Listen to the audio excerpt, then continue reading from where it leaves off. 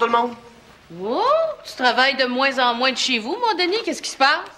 Disons qu'il y a des nouveautés au bureau qui me donnent le goût de passer plus de temps ici. Quoi donc? Écoute, si je te donne un indice, si je te dis 110 livres de sensualité qui te frappent en pleine face comme un coup de poing, tu penses à quoi? À mon sein gauche quand je pars à courir. Non, moi, je parle de la nouvelle réceptionniste. Qu'est-ce qu'elle a? Disons, qu'est-ce qu'elle a? Elle a tout ce que toi puis moi on recherche chez une femme. De la ponctualité et une bonne hygiène buccale? C'est ça, ouais. Non, simplement que j'ai déjà hâte au prochain party de bureau. J'imagine déjà tout ce qui va se passer. T'as pas commencé à y faire des gros yeux cochons, j'espère? Elle, non, mais la photocopieuse, oui, par exemple. Ben là, excusez-moi, mais la photocopieuse, là, je vous suis pas. Denis trouve la nouvelle réceptionniste de son goût. Ah, hey, ben, voyons, mais tu peux pas, Denis, tu travailles dans le même bureau qu'elle. Ben, pis? Ben, tu te places en position potentielle de harcèlement sexuel. Ben, voyons, donc, qu'est-ce que tu racontes? J'y ai juste dit qu'elle était bien habillée, tu sais. Donc, t'as regardé son corps. T'exagères pas un peu, là, Jean-Louis? Non, non, non, non. Puis tant que je serai ici, moi, j'accepterai pas de rester les bras croisés dans des choses comme ça. Parce que je le sais, moi, comment ça marche. D'abord, ça commence par des petits compliments apparemment inoffensifs, et puis ensuite, ça finit par dégénérer dans la luxure la plus bestiale, et même pire, un bec sur la bouche. Ben, écoute, Jean-Louis, la prochaine fois que je vais en voir, je vais dire qu'elle a un beau cerveau, OK?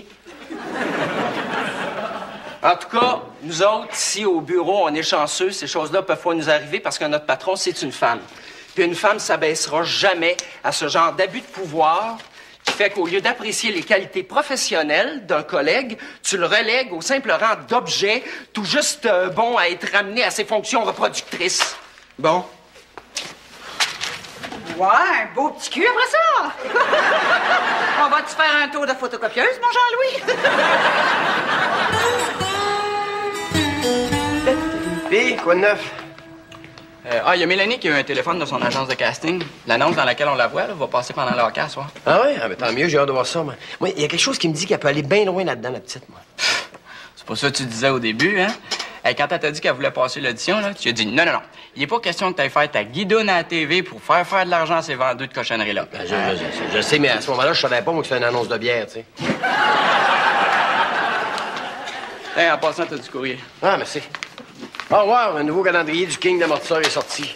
Oh, oh, oh, oh. Check ça, tout le monde. Tadam! Wow! Oh, oh, oh, oh. Ouais. Franchement, père, on voit tout. Voyons non, on voit tout. On voit pas tout, le haut n'est même pas ouvert. Je parle de la fille.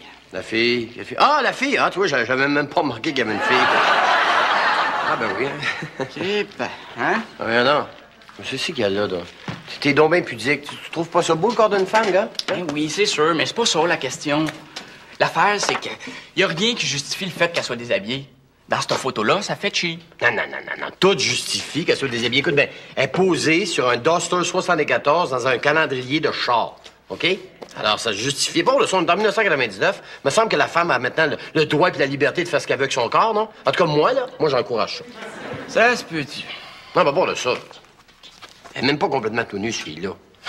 Peut-être, là, mais quand c'est rendu que ça te prend juste une pince à sûreté pour te déshabiller... Non. Qu'est-ce que tu veux, Jean-Louis? Roxane, après mûre réflexion, c'est-à-dire mon heure de lunch, j'ai décidé de porter plainte contre toi à la Commission des droits de la personne pour harcèlement sexuel. Ah. Quoi? Oui, j'ai été agressé verbalement et très clairement invité à des rapports non désirés sur un appareil de bureau que je ne nommerai pas pour protéger sa réputation. C'était juste une blague, Jean-Louis. Oh, et ça, c'est l'excuse classique, Sylvie. Mais sache que moi, je tiens à retrouver ma dignité. Regarde, Jean-Louis, tu me fais perdre mon temps là, avec tes niaiseries, OK? Déjà que j'ai une journée de cul, là. Ah ah! Une autre allusion à caractère postérieur. Ça va te coûter cher, Roxane Tremblay. Très cher. Hey, Nico, dépêche-toi, il y a l'annonce. Oui, oui, c'est celle-là. Ah, wow. Hey, c'est beau pareil, hein? La mer, la plage. Donc, Cuba, quand c'est bien filmé, c'est beau. Père, on a fait ça à plage d'Oka.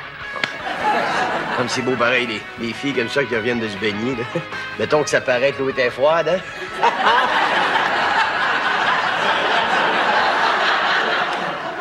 Franchement, là, hein? Tiens, me v'là! Voyons donc, qu'est-ce que c'est ça? Quoi? Voyons, Mélanie, t'es quasiment tout nue. Voyons, il y a rien là. Je suis pas tenue pantoute. Y a rien là. Bah, voyons donc, elle s'est rendue que ça te prend... Une pince à sourcils. C'est ça, c'est ça.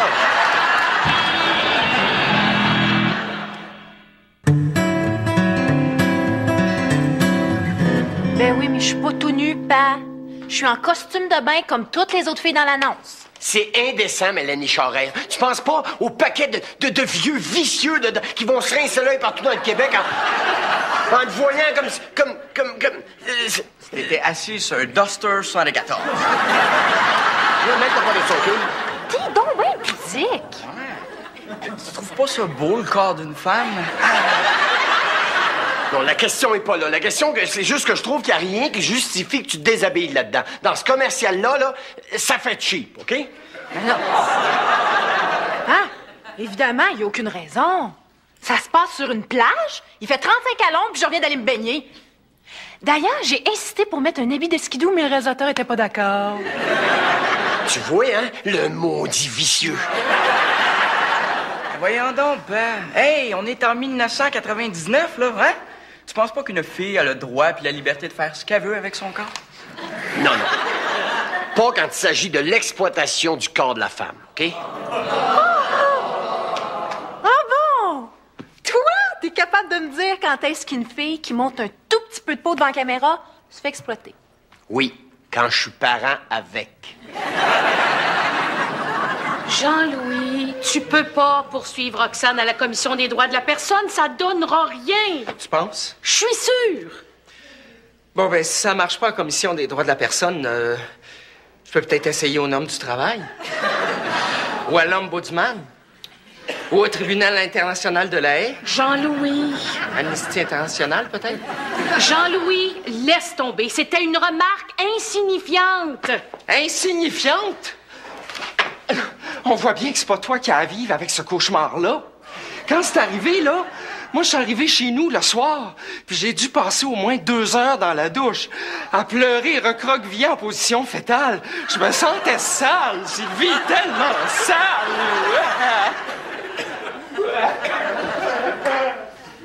Qu'est-ce qu'il y a encore, lui? Il a peur de servir de photocopieuse au prochain party. Hey, en passant, Denis, c'est ta fille qu'on voit dans l'annonce de bière? Ouais. Hey, je te dis que c'est une jolie fille, Mélanie.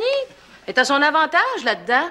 Mais d'ailleurs, mon mari était avec moi quand on a regardé la télévision, puis il s'est dit spontanément...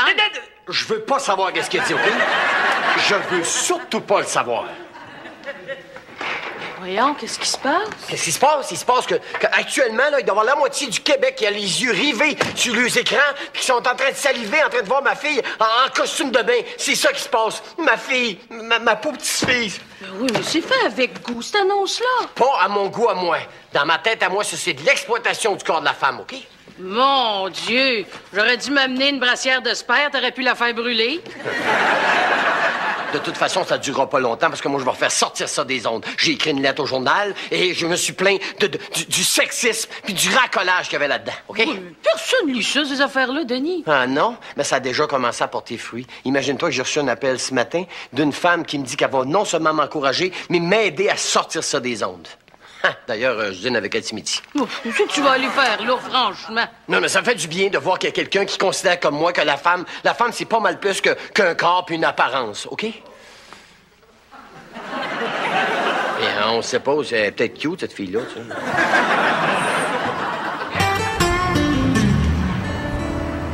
sais. C'est très gentil, Mme Fillon. C'est le fun de sentir autant de solidarité. Il y a juste une chose, je me demandais... Pourquoi vous faites ça, juste? Non, lâchez-moi, Madame Fillon, là. Vous pouvez m'appeler Roger, vous savez. Roger? Oui, Roger, le féminin de Roger.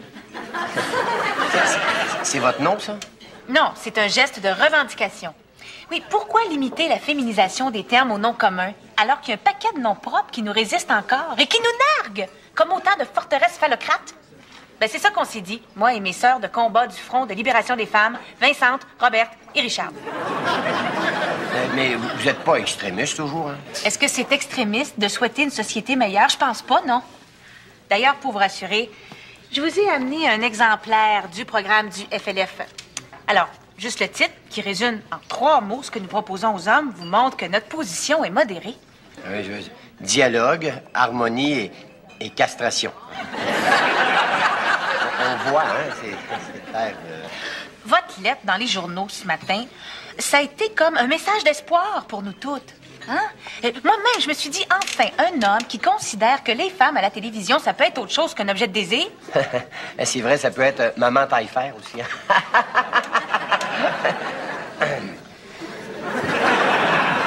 D'ailleurs, pour vous soutenir, on a organisé une manifestation devant l'agence de pub en question à la fin de l'après-midi. Ah ben, ça, c'était peut-être pas nécessaire, moi. Et de vous voir, vous, à la tête d'une telle manifestation, ça va être une image choc. Moi? Oui. Imaginez un chroniqueur automobile bien connu, qu'on croyait être l'incarnation même du macho, clame publiquement son dégoût d'être un homme. Je suis pas sûr que l'impact peut être aussi... Non, important. Monsieur Charest, vous y tenez beaucoup, hein, à ce que cette pub qui dégrade l'image des femmes, puis accessoirement celle de votre fille, là, soit retirée des ondes, hein? C'est sûr, sauf que... Alors, on vous attend à 4h30 précise. C'est juste que mon agenda est peut-être un peu rempli ce mois-ci. Hein. Vous allez être là de toute façon, Monsieur Charest. Parce que si vous n'êtes pas avec nous devant l'agence de pub, c'est chez vous qu'on va aller casser des vitres. Ah bon? Oui, parce que voyez-vous, nous, ce qu'on haït encore plus que les pornocrates, là, c'est les traîtres. 4h30, hein?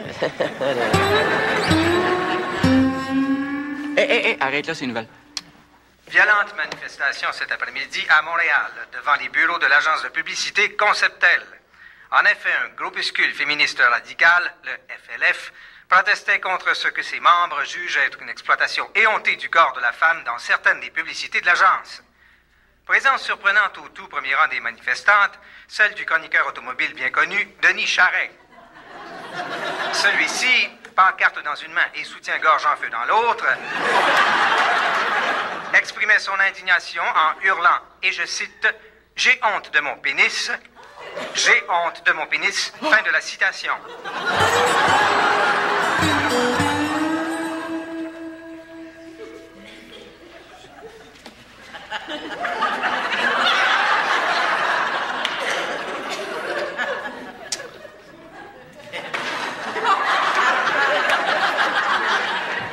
Jean-Louis, arrête ça, cette histoire-là, là. Je te jure que t'es le dernier gars au monde que je pourrais désirer. Essaye pas de m'avoir par la flatterie. La seule manière dont une partie de ton corps pourrait m'intéresser, là, c'est si j'avais besoin d'une transplantation cardiaque puis que t'étais mort cliniquement. Tu dis ça pour me rassurer, puis pour que je laisse tomber ma poursuite, mais il n'y en est pas question. Est-ce que tu penses que ça passerait par la tête de qui que ce soit de te harceler sexuellement, hein? Jean-Louis, t'es un éteignoir à libido. Jean-Louis, t'es l'Ontario de la sensualité. Pourtant, t'as eu l'air de vouloir visiter Marineland pareil. Jean-Louis, regarde, la preuve. Est-ce que t'as déjà couché avec quelqu'un qui t'a dit qu'il avait aimé ça? Ben voyons, un toutou, ça parle pas.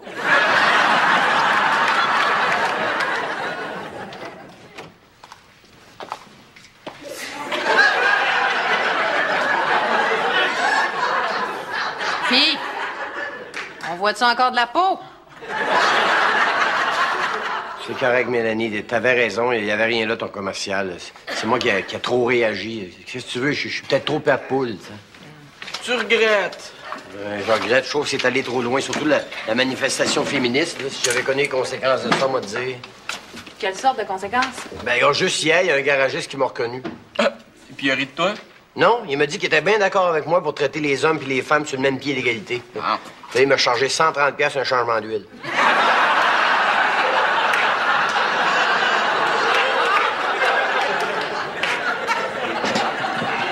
Bon, mais débarque de ça. De toute façon, là, on dirait qu'elles sont restées ce temps-là en 1975, ces filles-là. Par exemple, Castor, on n'a plus besoin de le marquer sur une pancarte qu'on a des ambitions. Je comprends, mais je peux pas débarquer. Ils se sont tellement enragés que si je débarque, ils vont me faire la pause, autres. Ben là, elles vont toujours bien pas t'arracher la tête. Non, je pense qu'ils vont commencer par un autre morceau. Mais pourquoi tu te fais pas mettre dehors dans ce cas-là? Mais comment? Check bien ça, on va t'expliquer.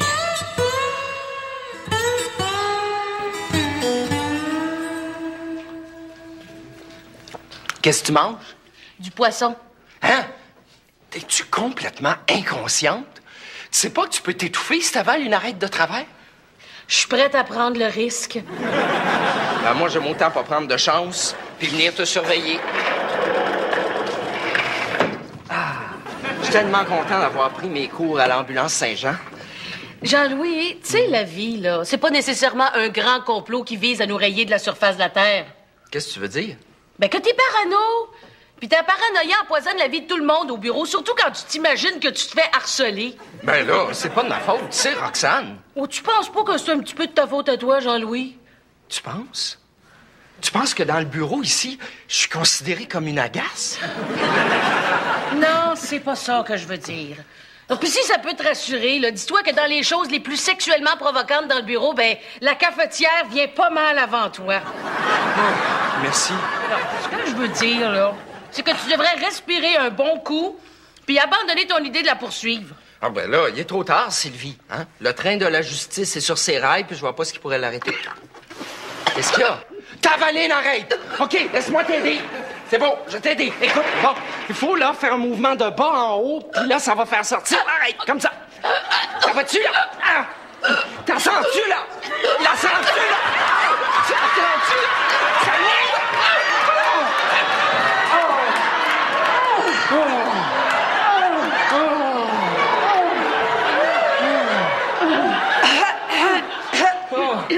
Ah, Roxane, t'étais là? Ouais. Non, c'est pas du tout ce que tu penses, non. Garde ce que t'as à dire pour la cour, mon Jean-Louis. La cour? Ah ben, tu comprends bien que je peux pas laisser une de mes employées se faire tâter impunément sans réagir légalement contre le tâteux. Non, Roxane, écoute, s'il vous plaît. Regarde, je vais laisser tomber ma plainte, OK? Non, Roxane!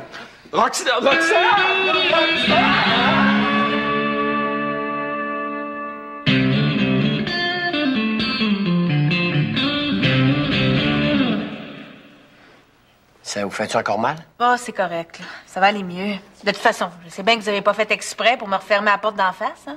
Ah, mais non, au contraire, j'ai fait exprès. Ah oui, parce que moi, j'ai toujours considéré que la galanterie, là, ça, c'était une forme de mépris déguisé de l'homme sur la femme. Ah bon?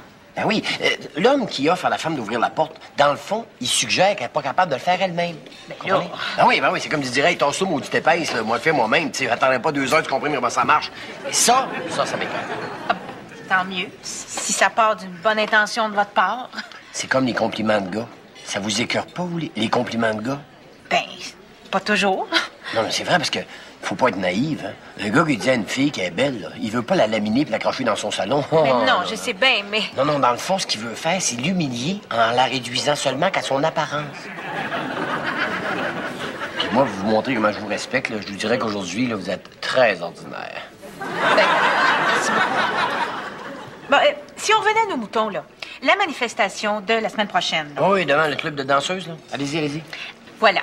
Vu que l'œuf, c'est un genre d'ovule de poule, finalement, on avait imaginé en lancer aux clients qui sortent.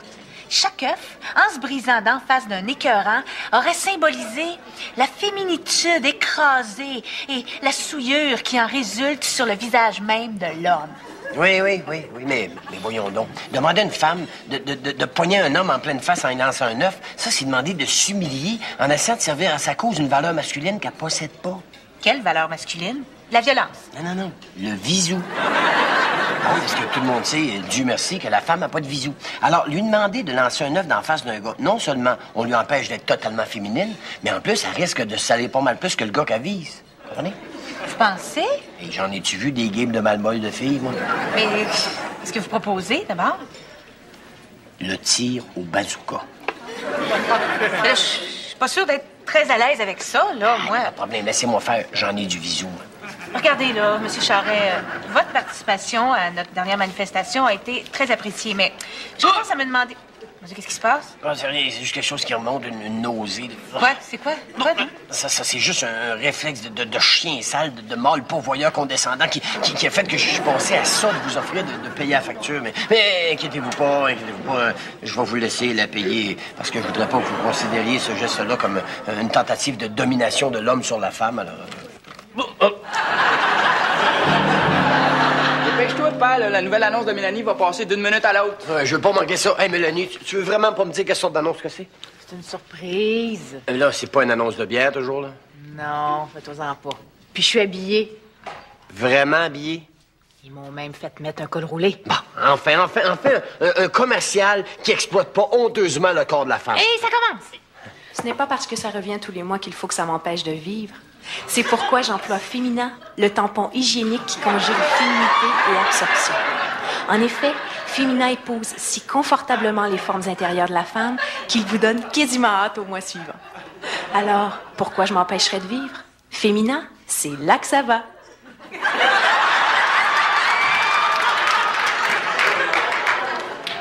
Puis, t'aimes ça?